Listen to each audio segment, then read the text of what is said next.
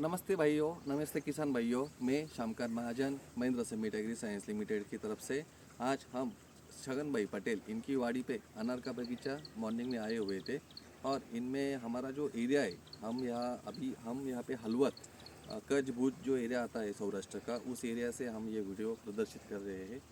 अभी एक महीने पहले लगभग यानी कि 20 सितंबर 2023 के हिसाब से श्री छगन भाई ने इस बगीचे को पहला पानी देने के बाद यानी कि पानगली होने के बाद हमने इसको फूल निकालने के लिए महिंद्रा समिट की तरफ से फोसाइल मोको जिंकालो ये 3 दवाएं पिछले 8-10 दिन पहले दी हुई थी। अगर आज हम देखेंगे, आज की तारीख जो है 3-4 नवंबर के हिसाब से, तो 50 दिन का आसपास हुआ ये बगीचा है, लगभग 40-45 से 50 दिन। और हमारे एरिया में इस बार सबसे बड़ी प्रॉब्लम ये हो गई है कि जो फूल निकला है वो फूल निकलने के बाद ड्रॉपिंग हो गई है लोगों की। ये नंबर एक है, जिनका फूल निकल गया है उनके पास मधुमक्खी का अभाव है।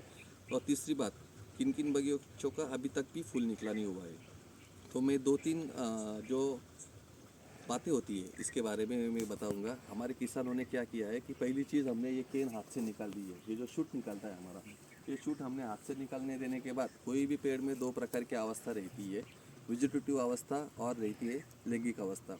अगर हम इस केन को हाथ लगा रहे हैं तो केन के ऊपर केन निकलने वाला है, तो मैं भाइयों से कहूँगा कि आप केन मत निकालो, नंबर एक। नंबर दो, अगर आपका केन ज़्यादा दिख रहा होगा तो आप वहाँ पे 0 बावन 34 फाइटिंग के जैसे स्प्रे लगा सकते हैं, जिसके कारण हमारा अगर केन मैच्योर हो गया तो अपना पेट से फुल 100% निकलेगा। नंबर तीन, हमको मधुमक्खी के लिए अलग अलग दवाइयाँ मारने पड़ेंगे। उसमें गुड़ मारते हैं, हम छाछ मारते हैं। उसके अलावा और एक दवा आती है, उसका भी हम स्प्रे लेते हैं, जिसके कारण हमारे बगीचे में मधुमक्खी आनी चाहिए। अभी एक 8 दिन पहले मेरी छगन भाई से मुलाकात होने के बाद इन्होंने महिंद्रा का फोसाइल मोको जिंक्यालो ये 3 दवा छोड़ी।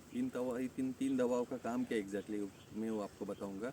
जो हम 1261 0 13 40 13 0 52 34 5 55 17 ये जो खाद्य ड्रिप से दे रहे हैं, इनका अपटेक होने के लिए हम ये बैक्टीरिया छोड़ रहे हैं। महिंद्रा ने स्पेशली ये जापान का स्टेन होने के कारण, जापानीज बेस ये बैक्टीरिया होने के कारण इसके रिजल्ट अपने को 48 आवर्स में दिखते हैं। अभी अभी इनके बगीचे में जब मैंने लास्ट विजिट की तो इनके बगीचे में लगभग 10 से 15% 20% की फ्लावरिंग थी।